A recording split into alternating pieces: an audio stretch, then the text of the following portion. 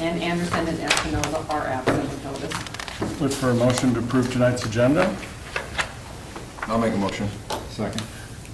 Motion second to approve tonight's agenda. All in favor? Aye. Aye. Opposed? Look for approval of the minutes for the May 12th, 2026 meeting.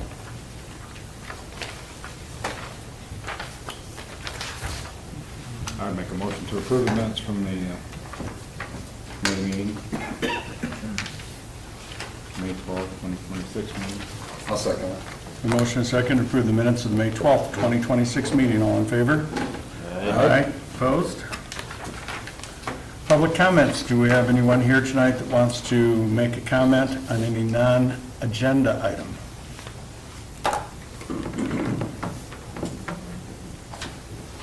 Okay.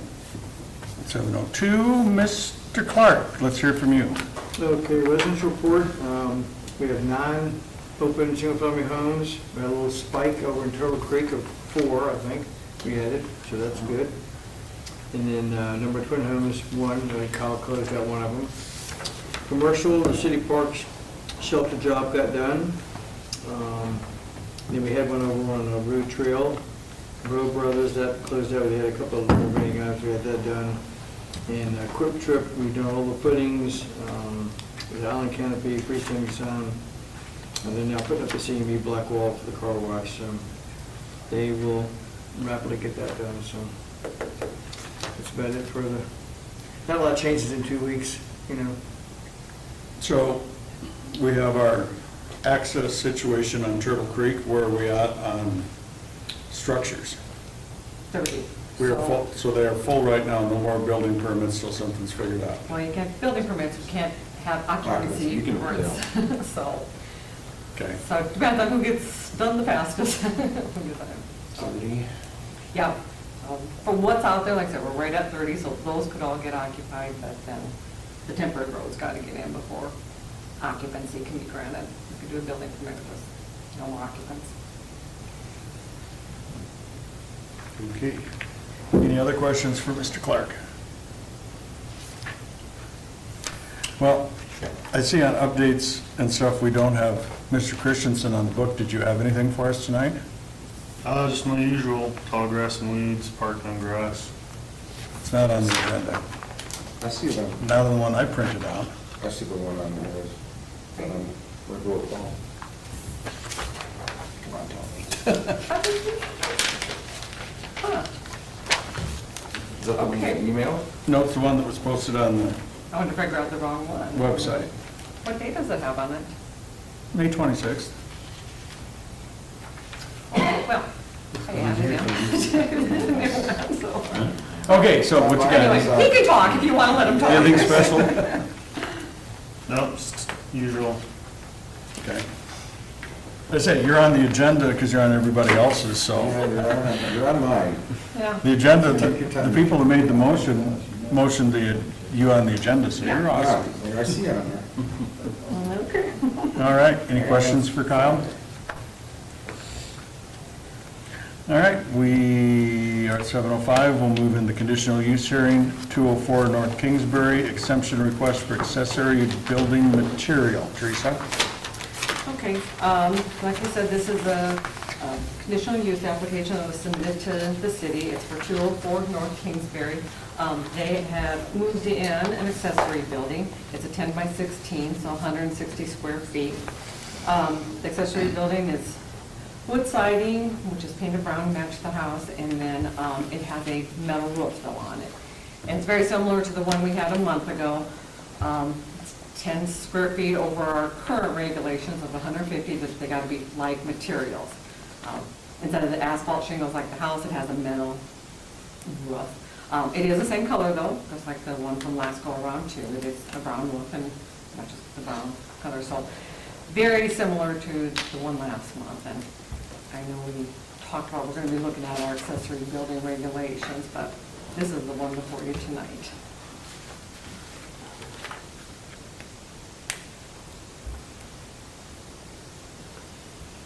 Comments, thoughts from the board? Did we add any conditions on the last one? Just that, we just wanted to make sure the metal roofing was, right? Because at the time, did they not have theirs purchased? Parcel's had theirs, didn't they? That purchase is not done outside. Not, No, yeah, it wasn't yeah, but outside, it was purchased.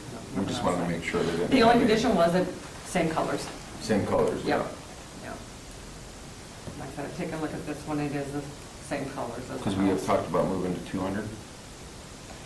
Oh, right, yeah. That's Just sometime, that. that's sometime in the That's kind of future. a Sometime in the recommend- future. That's, well, it's on new business tonight to discuss Right. accessory buildings, so So sometime in the near future. it would go probably to 200 anyway, so. Right. Right, like I said, that just stays consistent with the building code, so it would make sense to have it there. I think it's fine. We approved the other one. Make a Well, motion. and I mean, this isn't a part of the city where we don't have covenants, but most of our new developments all have covenants that it doesn't matter what size the accessory building is, it has to match the house. It has Yeah, to the match new- part of the newer structure. developments, like you said, have covenants that, you know, our regulations may allow, but the covenants won't. This, like you said, doesn't have any Right. covenants. I mean, I for know- the city. I know in Kelly Point, we have that. Mhm. Turtle Creek, I've been through their covenants, I've seen that. Stacy, it's in your covenants, right? Yeah. So all of our new developments, it's in the Yeah. covenants anyway, Right. so I don't see a problem with Make a motion. it. Please. I'll make a motion to approval of the CUP request. Do I have a second? I'll second it. A motion and a second to approve conditional use of 204 North Kingsbury Avenue exemption for accessory building material. Any further discussion? That will vote. Miles? Yes. Whaley? Yes. Graham? Yes. Koodle? Yes. Randall, yes. Okay. Move on to, I'm going to call it close enough to 7:10 to have our rezoning hearing for Tract 3 of LUFCO Edition. Great. Yeah, that clock says 7:10. There you go. Teresa, want to bring us up to speed on that? Okay, so this is a rezone application. Like I said, for Tract 3 of LUFCO Edition, and where the, I put a map in your packet, but where the property is located, Mickelson Road and Western. If you go to the west, it's about 2 miles, I think, measured, out there. If you're on the north side of the road, that property is in city limits. When it runs city limits, it wasn't zoned at all, so right now it's sitting as zoned as agriculture. So, in order to do anything with it, it would need to be rezoned. The applicant, they're looking at purchasing the property, and the owner is well aware of this, he has signed the application. They could go before you guys for this. The applicant is looking at putting a house on that property, so he'd like to zone it as residential. Is this the same property that steakhouse people were looking at putting the event center Right on next at to one it. time? To the east. Right to the east of It's it. right to the east of that property? Yes. Okay. Yeah, so it's the lot right. Can I make a point on the agenda item report that it says, I assume that's supposed to be Mr. Luke and not Mr. Warren? Twice. Oh, I'm sorry, yeah. Oh, I had Warren Luke before then, but yes. He goes by most anything you call him. You listen to the city council meetings, don't you? To find out my typos. This is what there's. Yes, it's two Warren farmhouses, Luke. 1, 2, 3, 4 farmhouses. Gravel road, right? Yeah. It's definitely a larger lot, so you know. In order to, this is like one part, like I said, it has to be rezoned to even put any kind of residence in it. To do Charles, he'll also have to come back before you for a conditional use permit if it gets rezoned, because Charles are only allowed through a conditional use permit. So they'll come before you again just to look over those plans. But this is like the first step of just the rezoning. If we rezone it, does that take it out of the requirement for only allowing like 2 home dwellings per section or something? It's already in the city, so that, That's There's all. no housing eligibility, is that what you're Right. talking I about? just, that's what I was wondering. Once if it's- it was a housing. yeah, note. once it annexes into the city, the housing eligibilities. They're gone, yeah. Go away. And this has been annexed for quite a few years, yeah. Yeah. Okay. Now, this ground, along with everything that goes out there, was annexed in when Blaine's I think the biggest reason Warren did it is because Blaine's wanted to put their event center out there. Yeah, they were talking. And they wanted to have a city liquor license rather than a county liquor license. So they zoned all that stuff out around to get to that property. Actually, it was even annexed before then. They just, that was one of the reasons they liked that property, because then they could get a city license. The discussion was, I bet you're right. I'll bet you the discussion was going on and going, because Warren and I had discussions about it before it ever came to us. Part of this land was annexed. Yes, it was. This So it first might have part been was on the annexed, second but not part. all the way out and around the corner to where we're going there. Oh, okay, there you go.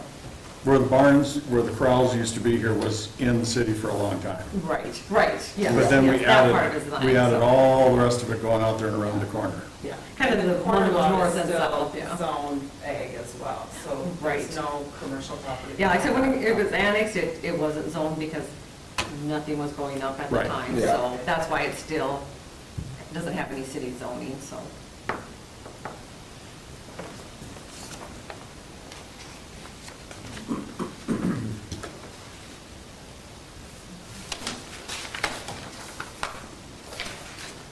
Ms., I don't. the rezone, I mean, I think where you're gonna go with this, Brad, I don't see any reason not to rezone it. If the ground was in the county and there was a housing eligibility there, they wouldn't have to do anything, and there'd be, Sure. that house would go up there. Yeah, True. So, Yeah, and you are a recommendation, the rezone does Yeah. still need to go to city council. city council, yeah. So I make a motion to recommend approval of city council for Tract 3 of the LUFCO edition. Second. I have a motion and a second to recommend approval to rezone Tract 3 of LUFCO addition from County A1 to municipal residential. Any further discussion? Excuse me 1 minute, who seconded that? Stacy, okay, thank you.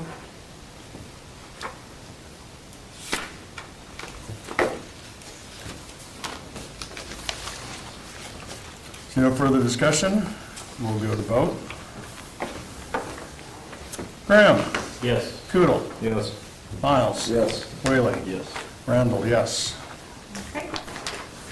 Moving on. Move into old business.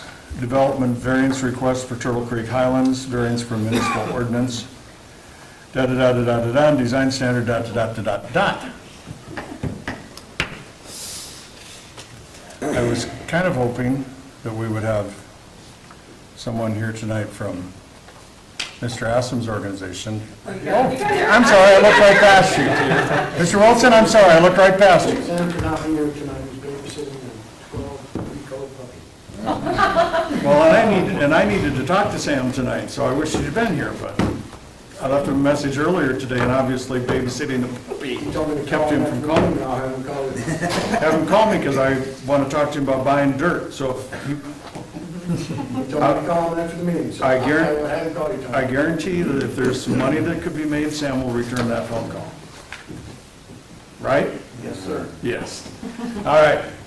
So, before we start any other discussion, Mark Anderson did send me a text this afternoon. He just wanted me to pass it along. And I think it's correspondence that's fitting to be read even though he's not here tonight. Correct, Teresa? Yep, you can read any correspondence. So, he said, "I strongly oppose granting Turtle Creek a variance on the street design and construction. Hartford will eventually build out the gravel road to the east," so he's talking about the township road, because that's a road that the city would be responsible for building. And we'll have to build to the appropriate design standards. If we grant what they are asking, we will have Mickelson Road culverted and a half-mile away a similar crossing with then a substandard crossing in the middle. If we grant their ask, I believe Hartford will eventually have to rebuild that substandard crossing on taxpayer dollars. Just wanted to let Mark's voice be heard there. Open up discussion. Teresa, do you have anything to add from what you had last time? Otherwise, we'll go to engineering and have them talk. I say go to engineering, I don't have anything to add. Okay? Tony, do we have to move into a variance? This is, No, because this is not a variance, it's a variance to an ordinance, so we do not have to be an equalization. Yeah, it's not a zoning Put this back variance. on the table? It's a This was municipal. tabled. It was not tabled. No, the tabling did not pass, so So, actually Ms. no Wilson, action happened. I'm gonna fall on the sword here, because at that meeting, Yeah. we had a motion to table. And we took the vote, and it came to me, and I said, well, looks like we had a tie. And I voted yes. And that was the vote that made the tie. Yeah. Had I voted no, the motion to table would have obviously failed. Because it was a tie and there's nobody to break the tie, the motion failed, and by parliamentary procedure, I should have announced that the motion to table has failed and discussion continued. Trying to make sure we're following the rules. Yep, Yep, so, yep. the little exception to the rule was the fact that we never tabled it, so we have to bring it back up tonight. But there's no action taken, yeah. And if we don't, whether we decide to have an update and then table it, actually postpone is the correct parliamentary procedure, to use a postpone to a meeting down the road, we'll get the parliamentary in place so that everything's copacetic. I can't tell you, I mean, we'll see how the discussion goes. Are we going to make a decision tonight, or are we going to get more information?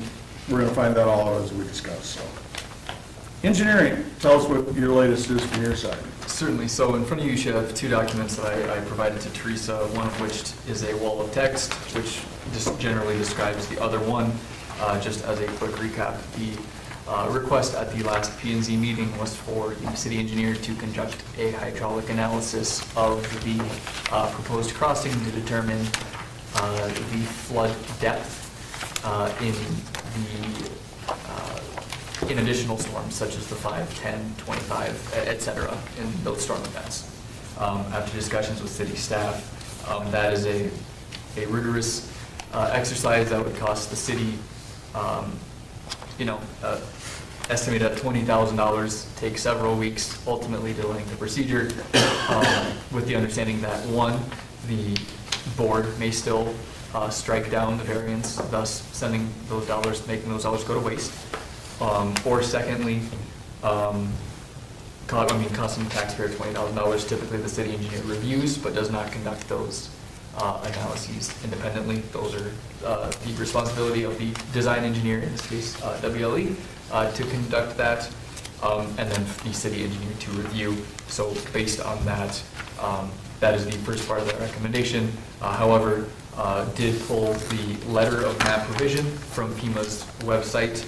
And what this essentially is this is the most recent update to the floodplain, whether in elevation, extents, flow, anytime any sort of study that goes on that impacts the floodplain, this document is required by FEMA to update that so it can be accurately modeled moving forward, basically creating a living document of the floodplain. So that's what I'll go through now. Any questions thus far? So truthfully, the first few pages with all of the text are just standard documents that are included on each, describing each and information regarding the updates, right? So first one we're going to look at is, on the bottom is page 38, is the table. This outlines the storms analyzed for the crossing at Mickelson Road. So note that this is slightly upstream, so flows will be slightly less than at the proposed crossing. And the storms that were analyzed as part of the most recent one are the 10-year, the 50-year, the 100-year, and the 500-year event. For reference, we typically don't design for the 500-year event. It's a consideration, but the 100 year is typically what it's designed to. On the subsequent page, this one, we have various cross sections, added some notes onto it, just providing some of that context of where the crossings are at. The one I'll say of note is cross section ZX, which is nearest that proposed crossing. I believe it is 200-ish feet upstream. So to the west of the proposed crossing. There you can see the floodway velocity at 8.8 feet per second, as well as the flooding elevations in the 100-year event. Now, if we skip a few pages to this page with some of the colorful text on it on the profile view, we can see both the approximate crossing at Chilona, as well as that Mickelson Railroad bed, the old one that we discussed pretty extensively at the last meeting. This is just to get that elevation data for those events to use on later sheets. So pulling data straight from these profile views. Now, if you go to the second to last sheet, it'll have this graph here that I've drawn on. This is not available online in the letter of map revision. This is actually from when we did our study of the proposed bike trail between Maine and Fider a few years ago. Since FEMA requires the whole study area to be analyzed, so we actually had a lot of cross sections, a mile and a half downstream, which these are the ones actually being used in the full model. So even though we weren't modifying these with our project way upstream, we still are required to perform that analysis on these cross sections. So what I've done is I've superimposed basically those flood elevations onto this profile. This is the cross section at that old railroad bridge culvert that was discussed. Unfortunately, some of the text did get cut off. I apologize for that. But basically, the gray line is the actual crossing. So where that old railroad bed is, you can see it's a little higher, a little flatter, as well as that approximate existing culvert that's really just drawn in there for show. And then on the right is the actual, call it channel cross section. So, and then the 10, 50, and 100-year flood elevations laid over that. Next one, same thing from that bike trail study we did, superimposed those flood elevations onto this cross section, and then similarly, based on the plans we have available for Chilona, basically put the elevation of that approximate crossing on there. So one caveat to this is, yes, the 50 and the 100-year will overlap based on this analysis. It, however, does not appear that the 10-year will overtop. The caveat that I will say is this is for that full crossing, that full width of that creek. If we proceed with the current plan and put those 3 culverts in, we are not getting the same channel area, not the same flow area, which I can confidently say will back up water to some degree in the 10-year event and minor and lesser events. I cannot say if it'll overtop. That is what a study would do and be able to show. But since plans can still certainly change, that cross section can change, whether it's elevation, number of pipes, sizes, all of that. There's a lot of variables where we can run one analysis, say that that amount overtopping is not fine, run it again with a different one, say that's fine, we can make it more efficient. We're just back and forth. We're spending a lot of time and effort going through and refining that when it may still get potentially shot down by either P&Z or the council. So, happy to answer any questions on the quick analysis that was provided, or any other questions that the board has. So, if I'm reading everything right and I'm listening to you correctly, without a roadbed going through there, the flood elevations of a 10-year wouldn't overtop. But when you put a roadbed in and you just put pipes in, you're not going to get the flow. The water's going to be higher on the upstream side of the roadbed than the lower side of the roadbed until it overtops. Correct. So at a very basic level, flow is. It narrows? It does narrow significantly. So actually, if you look back at ZX. ZX on this sheet, you can see how much it narrows. It's a little tough to see, but just where you can kind of make out where Mickelson goes through there, where the roadway swoops down, it's pretty wide, and then at cross section ZX, it does choke out there, which is one of the reasons why the velocity picks up based on available data. So, but to your question, Tony, at a base level, flow is velocity times the area. So if you take away some of the area by filling in the road and replacing it with culverts, the speed is either going to increase or the water's going to also back up. So on your engineering side, in your design of that road, when you're designing that road and deciding to put in the culverts, what data do you have to show what flows over top that road? And how do you decide how many culverts to put underneath that road? We designed the road, and the plans we submitted, the development engineering plans, passed what we understood to be the 5-year flow through the culverts, and then anything in excess of the 5-year flow would overtop the road. All the way up to the 100-year. Now, I guess what Sam, we offered is to do the hydrology studies at his expense to prove to engineering that we're not going to adversely impact upstream people. And at the same time, we have to be cognizant of the downstream people as well. Well, you can't affect the upstream people because FEMA's going to stand to the no rise. So, And if So, you Mike- adversely affect the downstream people, they probably will be in your face as well. Correct. But I say the no rise, as I understand the no rise, I mean, it's no rise. So if you put in a road and it backs up water until it gets to the 5-year flow levels, you're gonna have rise above that, right? So I believe the way the city ordinance on the rise is written is it's for the 100-year event. The 5, I will admit the 5 and the 10 in lesser I'm talking- storms could raise up. I'm talking everybody's best friends in the federal government. No, the no rise is for the 100-year.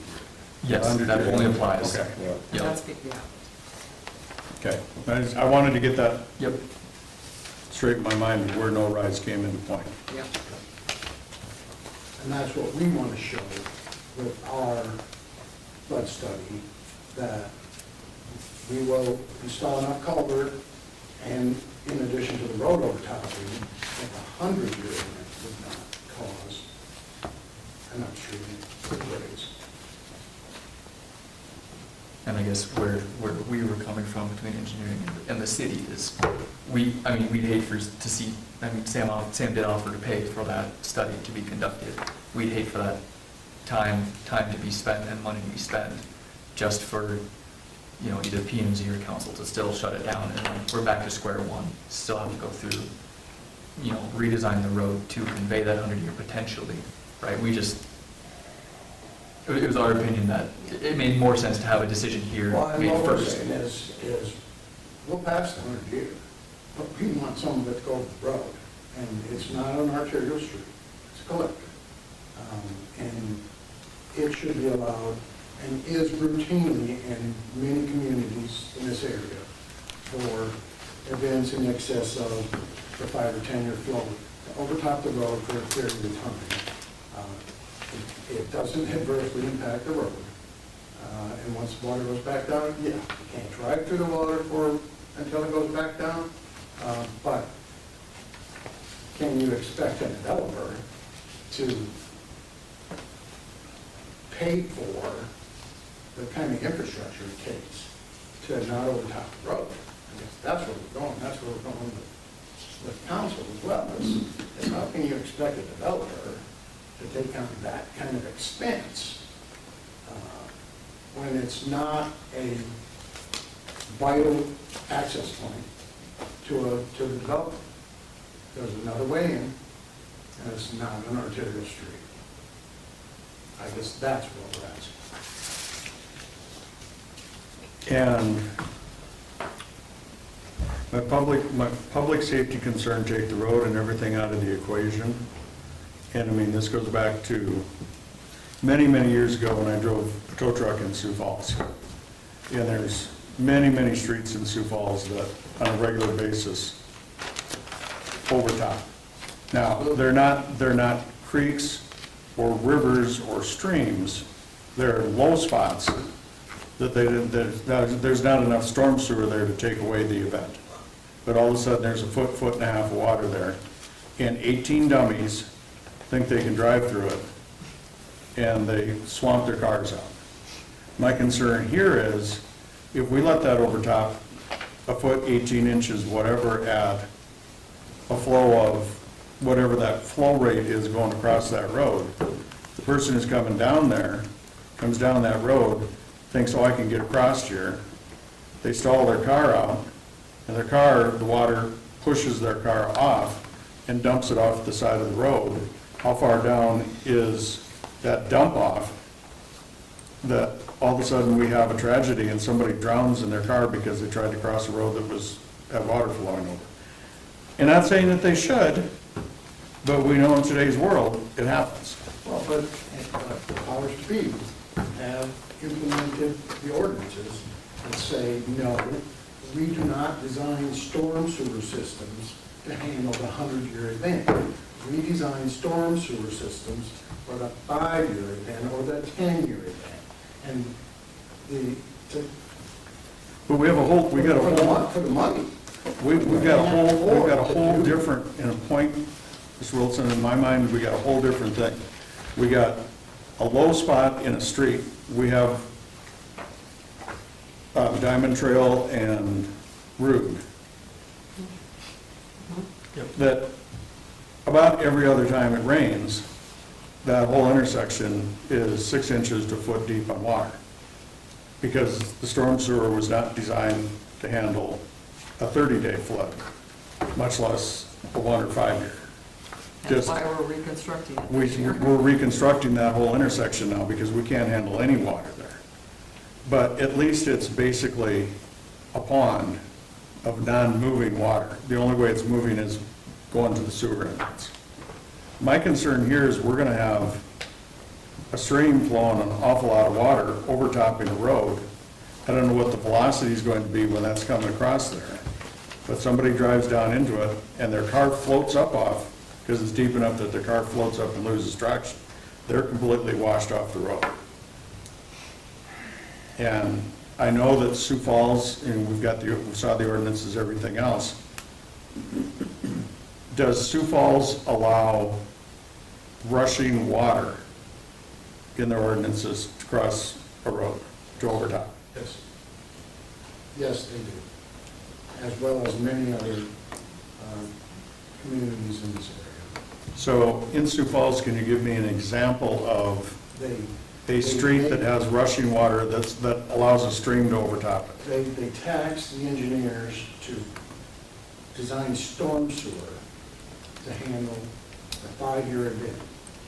Everything from the 5-year to the 100-year event runs down the streets. The street corridor is the floodway for the major events. So invariably, streets are going to flood. That's just that's the design standards. That's why you build houses 2 feet above the street, because the street carries the major events. Okay, and I'm following that. Now, I want to go back to, and I've not read through, Sioux Falls brought up a lot. Sioux Falls allows this, Sioux Falls allows this. Does Sioux Falls allow a stream or a drainage ditch or something like that to overtop and cross a road with cross flow of water? I understand the street carrying the water down this way, I understand that. But do they allow cross Their flow ordinances overtop? prevent water from crossing an arterial street, not a collector or a local. Okay. But again, my question is, do they allow a stream or a drainage ditch, any type of cross flow, or do they allow that to overtop a street? Yes. And do you know anywhere where can you give me an example in Sioux Falls? Do you know where it's allowed, where that happens? There's hundreds, literally. Where a stream crosses? Where a stream crosses, drainage way, stream, whatever, I mean, you're talking blue line stream, no, Big Sioux River, no. But streams and tributaries all over Sioux Falls, yes. That's not an arterial street. Arterial streets are not allowed to be overtop. Collectors, local streets are. That's what the ordinance says. And again, the storm sewer handles the 5-year and lesser events. The roadways are the conduit for the major events. I'm following every piece of that, and That's, in so the you said storm. over tops of the road, the water can be running right down the road, 2 feet deep. But running straight down the road 2 feet deep doesn't wash somebody off the road. Oh, it probably won't. In a major event, you probably shouldn't be in it. But storm sewers are only designed. But we're not talking, Minor events. we're not talking anything about a storm sewer here, we're talking about a creek. I'm So your talking biggest concern is somebody driving across getting a major wash events.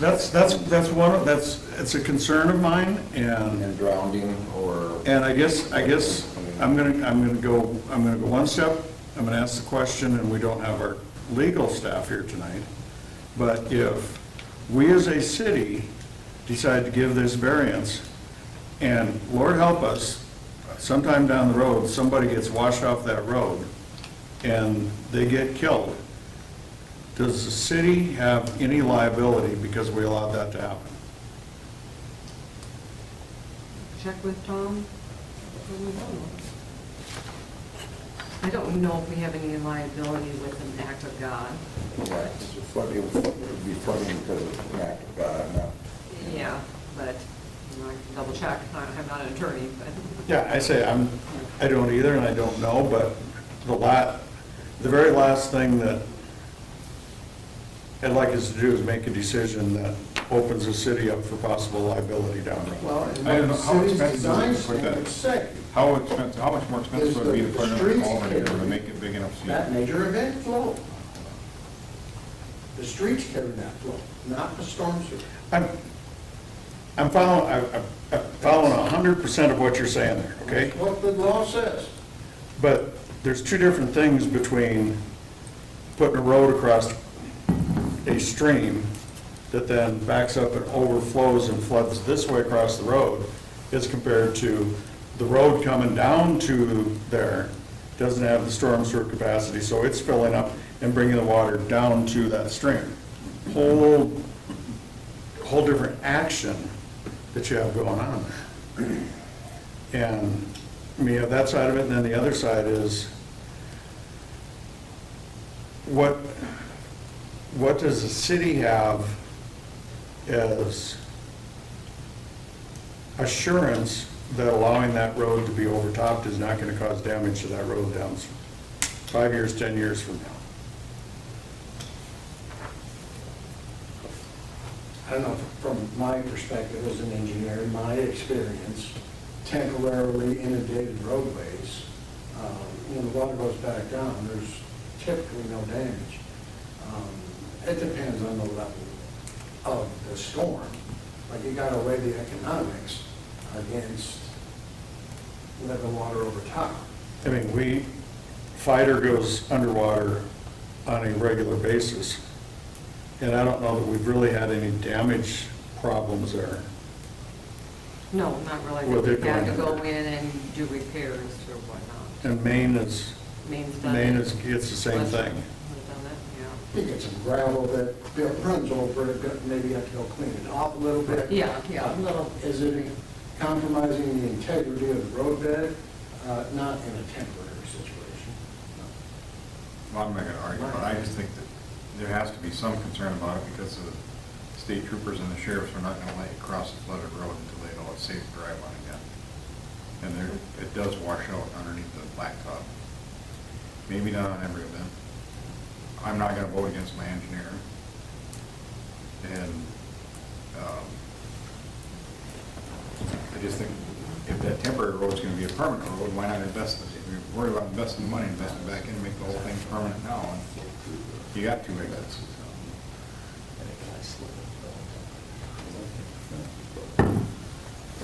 That's because the flow is going through. I'm thinking from Madison originally, water flowing through the streets of Madison in a heavy rain, 2011. One of my friends actually slipped in a thing, fell and died in that, because he's walking through it like an idiot. But, I mean, that rings a bell of the flow, but, you know, once it settles down through the night, then it's fine, right? So I see kind of both sides of the whole situation, where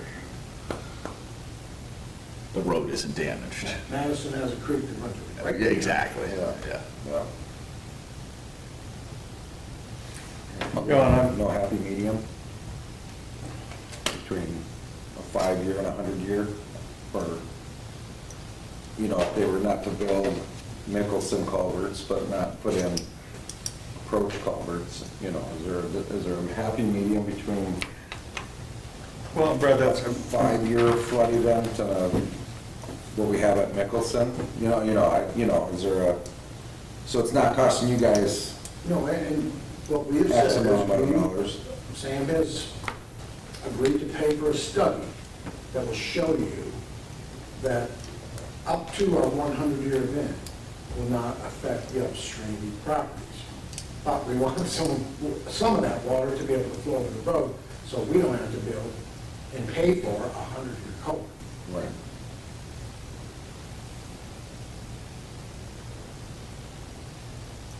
Like the one you have at Nicholson. Right. so how many, your original street design here that was submitted, how many culverts and what size are those I culverts? think there were 3, and were they 60 inch? I believe they were 60-inch, or 3 of them. I could call. So, Plus, we had the road over top.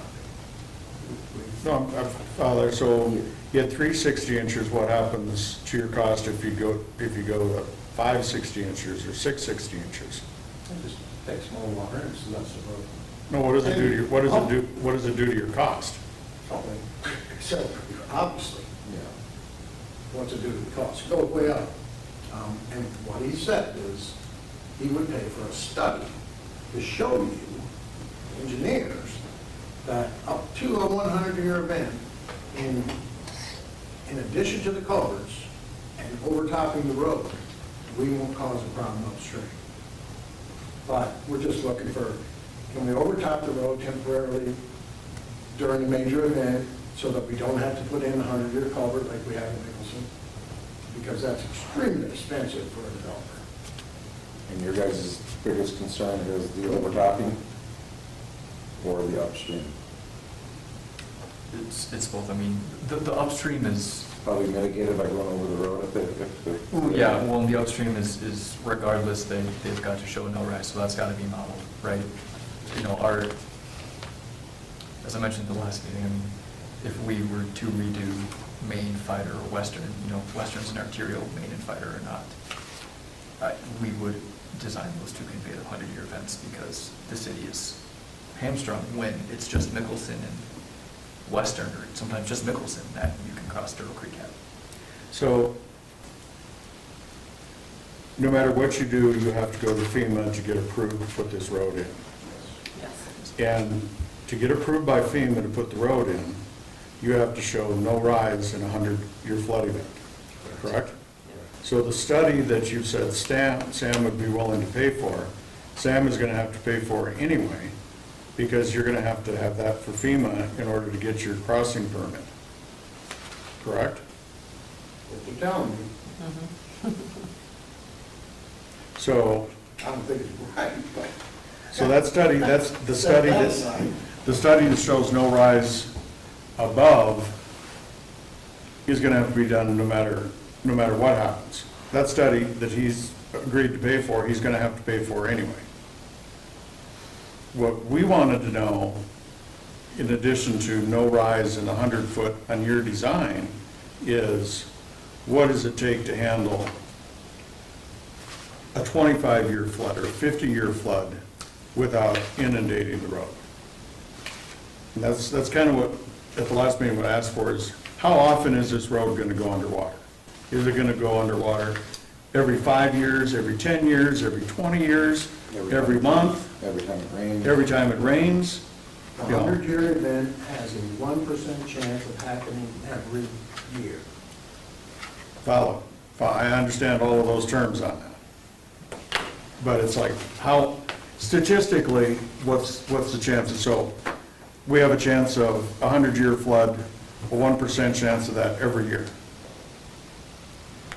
So where does this go? I mean, that's why I asked the question, how much more does it cost to put in one more 5-foot culvert? Is it $50,000, $100,000? What's the cost to have an extra culvert put in there?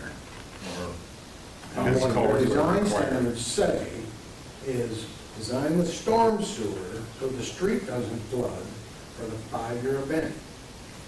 Between the 5 and the 100, the streets carry the water. Whether Whether it's down across the it street or or down across it. it, you know.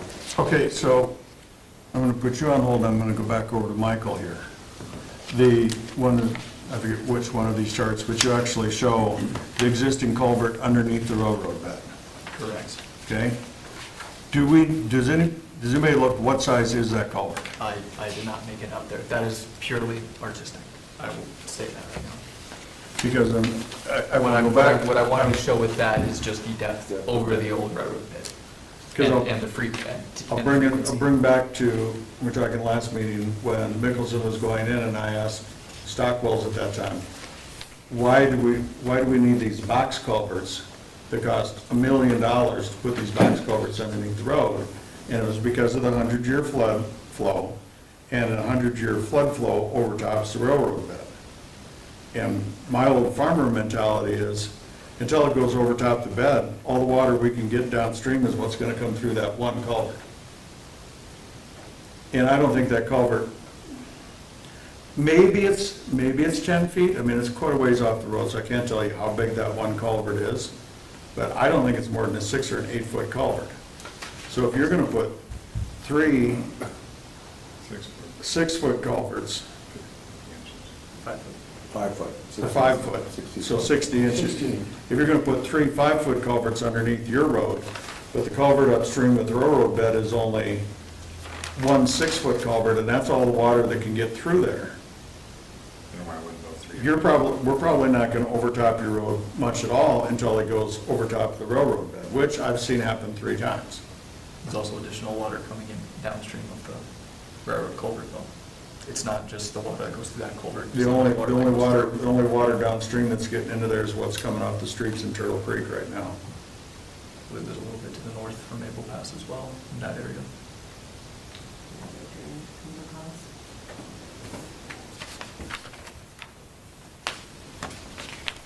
There's no storm sewer going under 38 to dump that.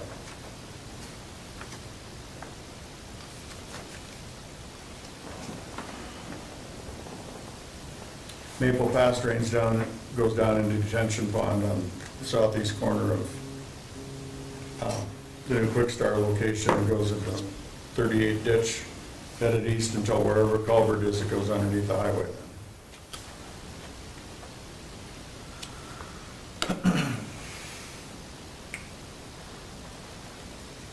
So I'm coming back to your side a little bit here, my whole thing is, how often is this road gonna go underwater? God only knows. Yeah. So what happens when the study is conducted, allowing water to overtop, and we see that, it's 20% chance to overtop every year, is that acceptable? Or is that too frequent, and then they have to go redesign the road and remodel it?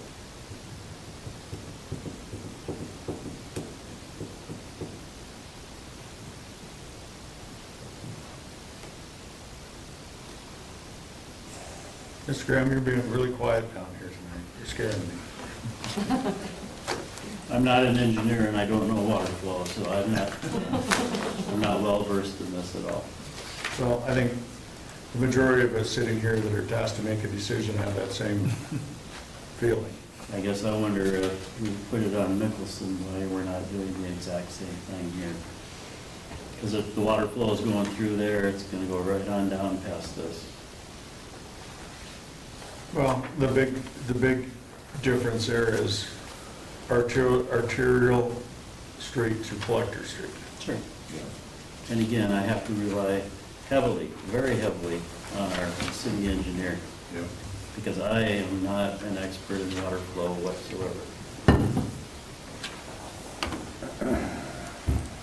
So if you ask for my vote, I would go with the city engineer.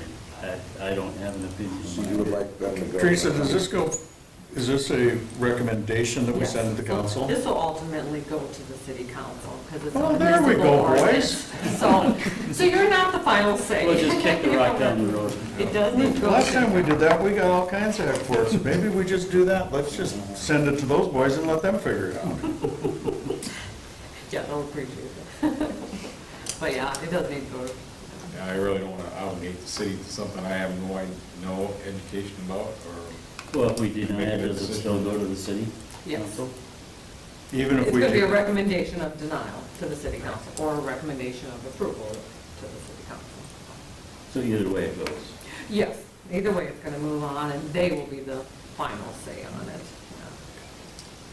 but they ultimately will say, we recommended deny it, so they'll say, we're gonna deny it too. Well, I'm just saying, look at your streets. Do you allow water to run over your streets now? That's a yes. Your arterials, probably not a good idea. I mean, water runs over Western. They'll redesign that, probably put in 100 years, because that's an arterial. But you can't put 100, you can't afford to put a 100-year crossing on every street. Sometimes you gotta be economically responsible, fiscally responsible, and say, you know, some of the roads it's just gonna overtop. We still have our arterials, so we're not cut off. But you can't put in 100-year crossings. So I'd like to ask our city engineer, is it Mike? Yes. The culvert at Mickelson, can you take a comparison and say this is so many cubic feet or whatever, and say, Of water or? of the culvert itself? And then what would be equivalent of these 60-inch diameter culverts to equal that? If you keep discussing, I can pull open the plans and do You it. know what I'm asking? Yes, just the area. Right. Comparing the areas. Right. What? Yeah, right. How much volume can go through that culvert of Mickelson versus the 3 culverts at 60 inches? That's my question. The anecdotal answer to that is when the highest the water has ever been behind my house in Turtle Creek was in March, 3 or 4 years ago, when we had the heavy rain, the frozen ground and snow. Yeah, the water was running over top of about half of that railroad grade. And downstream, the culverts underneath Mickelson were maybe 30% full. So it's way overkill. So there's a lot of culvert there for, that $1 million. That's a new. Mickelson may be the only road you can get out of town if something like that happens. I mean, like I say, knowing that we have that railroad grade and the culvert that's underneath there, I think it takes that 50-year or 100-year flood to send enough water down to probably fill the culverts on this proposed street to actually overtop it. And again, he's got the numbers over there, but just Right. considering the fact that I live alongside that stream, and when things start getting high, I start paying attention. to what's Well, but going I've on. seen that ditch along Highway 38 pretty full, Right. way out into the field. I mean, there's a lot of water flowing through there. Well, when, And you narrowed that down into 3 culverts. That's just going to exacerbate the issue right there at that focal point.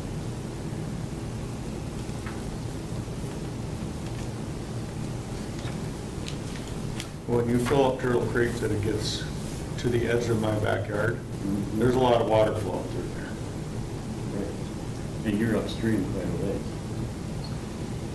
Yeah, but a good chunk of the storm water that's getting into the creek is already into it by the time you get to my house. There's only two storm sewers after that to dump in there. So the area of the box culvert, one is a 11-foot tall, 16-foot wide culvert. The other is a 14-foot wide, 10-foot tall culvert. That total flow area is 316 square feet. The area of 3 60-inch culverts is 59 square feet, so it's 15%. Yep. I have the plans open for that culvert with the high water level elevations on it. The 100-year high water level elevation upstream of Mickelson is 11.8 feet deep in the 100-year.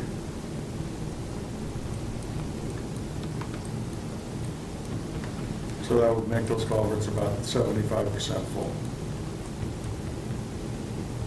It makes them over 100% full. I thought you said one was 14 feet tall. Wide. Okay, One is 10 foot tall, the other's 11 foot tall. so it's gonna back up in a 100-year flood. Yeah, back up by 0.8 of a foot. So, not over top the road, but Right. Because there's more Those- roads above the culvert yet to hold it back. correct.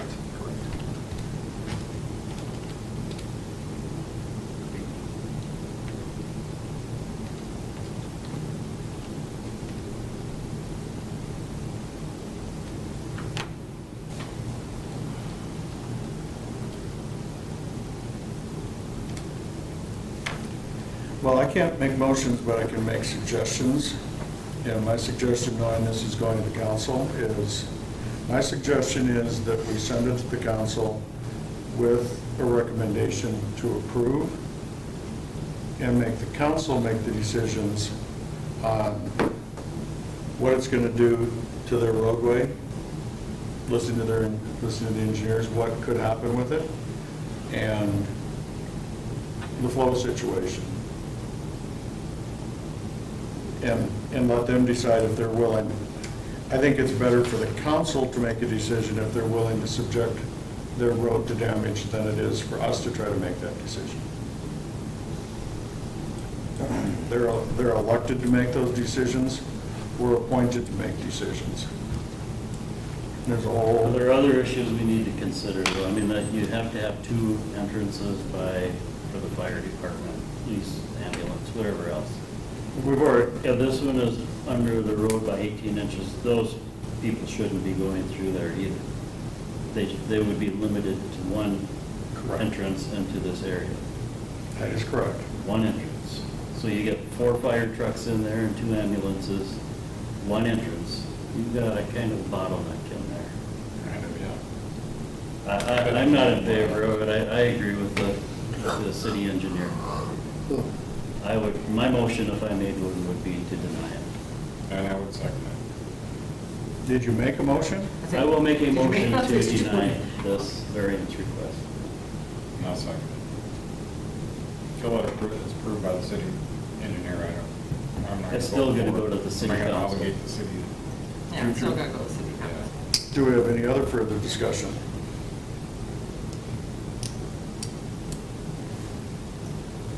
We'll vote. Whaley, you're voting to deny. A recommendation to deny. A yes is a vote to deny. Yeah, I got you. Yes. Miles? No. Graham? Yes. Cool. Yes. I'm no. Didn't pass for you. So motion does not pass. So we have not No, taken. because he had, well, I guess he's not here. He said, Mark said he would be strongly opposed. Mark Is doesn't Mark- get a is vote Mark because he's sitting not at the here. table? Is Mark We sitting can at the read his table around comments, but he Mount doesn't get a Hope? vote. Ring him up. Yes. Can you get 3? Now, I'll send a confirmation. the motion was to deny. That motion failed. By parliamentary procedure, the motion did not pass. We did not take action other than to not pass your motion to deny. Correct. Would anybody like to make a motion contrary to that motion?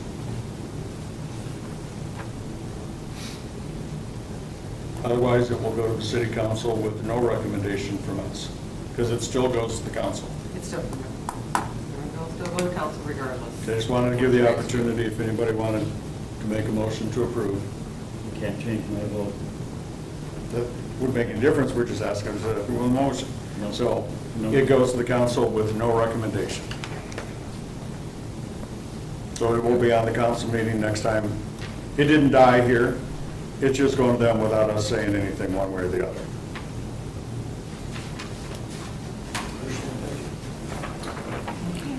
All right, well, let's move on to accessory building regulations. We can make this one as long and drawn out as we want, gentlemen, or we can make it as quick as we want, because basically, the thing we're concerned about is 150 or 200 square feet. That's kind of what drove this, or we suggested, you know, a month ago when we started, had the first one come in. So Like- if I would make a motion to increase it to 200 square feet, does that have to go? It'll go through an ordinance change, yes. So You don't make- if you want to do that, motions I'll tonight, come you back just- with We're just a, gonna discuss it tonight. Yeah, this is not an action item. yeah, so this is just discussion to get your thoughts, see if we do want to make any changes or not. If you do want to make changes, then we'll have to go through a change of ordinance. So I'll come back before you again, I'll go to council. And have we had any other situations on accessory buildings other than this 150 to 200 square feet? That's the most common one, again. You guys would probably know more, you know, of any other problems with accessory buildings that we're kind of running into. This is definitely the most common one, because a lot of pre-built sheds are having those metal roofs on now, the smaller ones, they're already built, I mean, you're not ordering, you just buy them already built and they're just moved in, so. Thanks, Mike. Thank you. Thanks, Mike. 200's like where they're coming in at nowadays. Well, I've just done, The last two me we and my looked at husband happened just anyway. bought a shed for a place up north, and we went to lots that have all pre-built on them.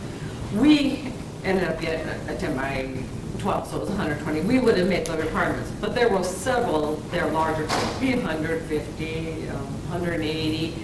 Every single one of them had a metal roof on them, so, I mean, we wanted to buy one there. The larger ones, we wouldn't have been able to move it in, so. I think it's short and sweet. We match the International Building Code. That's where I'm at on that. Well, that's what our thought too was, you know, me and Kyle talking, if the International Building Code doesn't care what the materials are, if they're under 200 square feet, why should we? It'll keep it more consistent and, you know, And- across the board. To my point earlier too is, every one of our new developments in Right. town, the covenants call out the same, it doesn't matter what size that shed is. Right, exactly. So if you're in a newer development, they're gonna have their own covenants and are gonna regulate it regardless of what the cities are. Well, it could be 80 square feet or it could be 200 square feet. It's got to be the same as the house in the new development. Yep. Yep. How often do they change this IBC? Every 3 years. I'm gonna say so. And does this typically change? It has been there forever, it's standard. There's been 200 square feet for forever. There's no need to.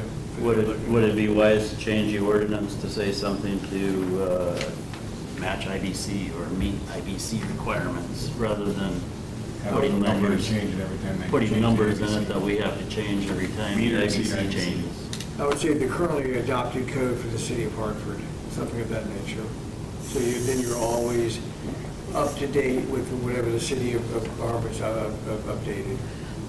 You don't have to So, fill the number. correct me if I'm wrong, but the IBC code doesn't really say like materials. It just said if they're under 200 square feet, It's not regulated. yeah, it's not the same verbiage, you know, so, you know, they just say, you know, we don't regulate under 200 square feet. It's basically with IBC code, Well, so we it's have not to- talking about like materials. I think you, rather than, and I appreciate your comment, Tim, as you know, one of that change in IBC or whatever, but if we take it to 200 square feet, we probably don't have a discussion about this for a long time. Yeah, I think 200 square feet would catch. Hopefully I'm still not up to it. Yeah, I know, the same thing happens too with the National Electric Code. Every 5 years, they update that. Yeah. Yeah, So like I if put in we my- had everything in our ordinances, we'd be updating every 5 years. Right. So Teresa, would that have to change, would you have to change anything in ordinance 723, section B, item 7 and 8? Or they've got 150 square feet specifically mentioned in there We have to change it, to 200? when it talks about like materials for anything over 150 square feet, we'd have to change that to 200, yeah. Well, I just thought I'd ask so it didn't pass and then, no, we forgot to change that, let's start all over. No, that's what we would be changing, that's what I would come back to you with, the change. that Having change. another meeting? Yeah. I'm with you. And just one more comment, I did talk to a shed manufacturer. The reason they like the metal sheds is the transportation. When they're going down an interstate, those roof shingles are flying off. When they get to the job site, they have to re-put them back on, so metal roofs, good to go. Some of them are giving up totally on asphalt shingles. Do they call for it to be same color, or, I mean, you don't want to have somebody out there with, although I love purple and gold, but. It just is similar materials, similar. It didn't say color. No, just like material. Yeah, similar like, that could be a little judgment. So what do we need to do here? Do we need a motion, or is it just discussion? Just discussion, so this. Just give me some direction, if that's what you guys would like to see, I'll come back with the change in the ordinance. That looks good to me. Okay, what about campground regulations? Do you want to discuss the other one? They might as well. Where do we have cover an hour ahead over the last one? We don't, Chad. Yeah, you're wearing a last. Yeah, I missed that one, Joe. So, like I put in my report, I had a question about campgrounds. Looked into our zoning regulations, first time I ever really had somebody interested in putting one in. Looked through the zoning regulations, it is not listed as a permitted use or conditional use in any of our zones. The only place, we have a definition for a campground and what it is, and it talks about under our mobile home zoning, it talks about campgrounds have to be permitted, but it's not an allowed use there or conditional use. So, I guess the first thing in discussion is, do we want to allow a campground in city limits? And what zonings would we like to? And then if we go there, then it's figure out, do we want to add any additional rules or regulations? And I did have CCOG put together, a poll what a few other towns had. We can definitely, as we discuss this more, we get some more progress, but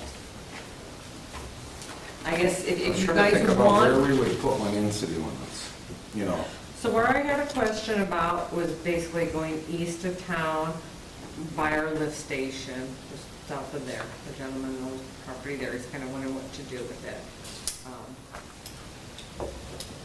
Where was that again? So, do you know where our lift station is, east of town? The land right south of there. Oh, okay. Because that portion of that is For the in city chicken coop limits. is right now. There's I'm just thinking of undeveloped ground, like, north of Part T, Rose Stumpy has some acres there that's in city limits. I don't know if that'd be a place to have one either. I guess Warren Luke's has that, he has a stream going through there, could be a campground back in there. I mean, that's not out of the realm of possibility, the little stream going through there might be nice. The chunk of ground you're talking about east of town, I mean, the question that I had for that individual is, you want to build a campground, or put in a campground in a floodplain. Yeah, that's what I told him. I said a large portion of that isn't going to be used, but you're not going to be able to put any structure like a bathhouse or a shower house or anything there. And yeah, do you want campers sitting there? I mean, look how well most that, campgrounds are in, They could turn it on. And some are in park Like, areas, I'm just saying, there's an I mean, extra they can. river. I mean, you could put the pads there, no problem, because that's, no, right, Right. the cement pads you could, but. look how well that's worked for uses. I'm And just they're saying, building, and they're building onto that, they're putting more campsites in there. Like I said, if we want to allow it, I mean, we can put in regulations like can't be in a floodplain or, really, whatever we deem the best, so. we got one This is this just to start the discussion and see what. I feel like What about swimming pools? we made a city this long without one. We need a new park up there? Do they have to have a swimming pool? I mean, if we wanted to do it, I would say that we put it in, any of our business zonings, general, whether it's community, commercial, Regional, commercial, what just. light industrial, whatever, any of those, but it would be only allowed in any of those areas with a conditional use. Yeah, I think Yeah. that would be the way you'd want to go, just so you can put 'Cause conditions on it, yes. Let's just take the example of the ground between Sidelight and Diesel and the fire hall. It'd be a nice little place to put a campground. But do we want a campground there? So we should be able to say, we're gonna give you conditional use or not. Right. Plus it allows a public hearing where, so if residents around there Correct. can have a say. I mean, it opens it up to be more of a public input. Yep. Yeah. I mean, I would suggest that you come back to us with, Should I have CCAG kind of put something together? put something together I'm for not it. in Camperville, so I may not be the right person to speak on this. 'Cause I despise I mean, So, what so about, just FYI. like NRC ground, like park ground? You think? NRC, it should be allowed in NRC. That's what those are the two I was kind of thinking. If we do those zoning, NRC or commercial would seem the most, reasonable places to put it. Definitely Nope. don't want it with residential or. Don't we as a city, don't we have non-improved camping at Lions Park? So in the park, we have, in our city policies, will allow somebody to put a trailer in there for up to 3 days. We don't have any services like electrical hookups or anything. So we have a campground in town. I mean, technically, a city, we do allow you to do that. It's- So it appears the city's breaking the ordinance because we don't allow campgrounds. And it's not really a campground, we don't collect any fees, and we don't have any services, we're just letting them park a trailer. It's a parking lot, It's a okay. parking lot, you get a park there. It's Yeah, a we camper allow parking park lot. there, Yeah, Walmart, yeah, it's like, yeah. they don't allow you to do it anymore. don't they? Okay, Okay, I'll try to put something together, I'll see how I can help me and come with a future meeting. Have a requirement of a zoning bylaw. Like, I think like Mr. Clark, what are the significant changes that we need to know about these building codes? Well, let me kind of give you a little historical background. So in 2000, before 2000, there were 3 model codes in the country. There was the ICBO, and that was the western states, and then I'll make this quick. And then in the upper northeast was the BOCA, and then the southern was the southern building code down in Mississippi and Alabama. And then some people got together and said, it's crazy for one country to have 3 model codes, and so all the powers to be got together in the smoke-filled room, and they decided over a period of a year to come up with the ICC, so that's what we have now. So as of 2000, we started countrywide, and each state kind of came on board, started adopting international codes, and there's residential and building and property maintenance code and fire codes, whatever. So every 3 years, as I mentioned before, they will adopt it. So this is just a residential code. There's one just to stick for building codes, for commercial. And then as you mentioned, Tony, the significant changes, this is just the significant changes for the residential code from 21, which we've adopted now, to 24. So sometimes those changes can be new codes, because there's something new that happens out there. Sometimes it's just modifications. Sometimes it's clarification, because enough building officials are out there making the wrong decisions, and they figured out, they say, well, we got to get this guy over in Phoenix or Hartford or wherever. It won't be Hartford, because Cal's a smart fellow. They're misinterpreting it, so we got to clarify it. So they have these meetings every 3 years, and they start writing these 3 years in advance. So, as Teresa put in the write-up, the state legislature got behind and didn't approve it last year, and they did approve it this year for adoption. So now a jurisdiction can then adopt the new codes.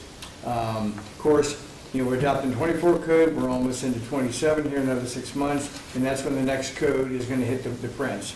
So what Sioux Falls does is about, as soon as they can get a hold of a hard copy, they'll sit down with the building inspectors, their staff, their plan reviewers, contractors, engineers, architects, and the Home Building Association, and they go through there and they make amendments, and they have been for historically, forever. And those amendments have historically been adopted by the Hartfords and the Minnehaha counties and the Brandons and Garrisons, because we're trying to be workable. Most contractors do 10 projects, 9 are in Sioux Falls, and 1 may be in Hartford. So, but we don't want to be a troublemaker and not go with the flow. At one point, Crooks had a building official that wanted to go against the flow. They took this book word for word and never made an amendment, And so the contractors would tell me, boy, I hate working at Crooks, because every time I get on the highway and go to Crooks, I gotta de-memorize a few things over in Sioux Falls and then re-memorize them. So, luckily, this board and the city council for Hartford has always adopted the new changes and amendments, along with the ICC codes. So, I've put together some significant changes, but that's just a snapshot of what this book is. And there's another book that goes just on building code changes too, whatever. So we certainly don't have to go there. Those changes, some of them will never apply to Hartford unless we become a Phoenix or a Miami, whatever. But so they're really related to your interest. As we get closer to adopting it, it'll probably be sometime almost in August by the time we get through the first reading and second reading. And Yeah, we'll have to put ordinances together, and so it'll take a little time and come back before you, and then they'll have to go to the city council, so. yeah, July 1st July. is when Sioux Falls is going to go. Brandon's going to try to hit that mark as close as we can. Hartford will do as well. And the Home Building Association wants to see these things adopted as close as we can, but they're not on the mark, if you're going to wait. But again, the certificate changes is just a snapshot, just of interest to you. If you're not in the building code stuff, Kyle and I will, like every building inspector around the country, when you adopt these codes, it takes months to go through, figure out the changes, for us to de-memorize something and to memorize what the new codes are going to be, and then to play it out once a building permit comes in. So effectively, let's say it's August 1st, any permit that walks in that door on August 1st will go under the 24 code and the amendments and stuff. And so, and the contractors will be aware of that. So that's the nuts and shell.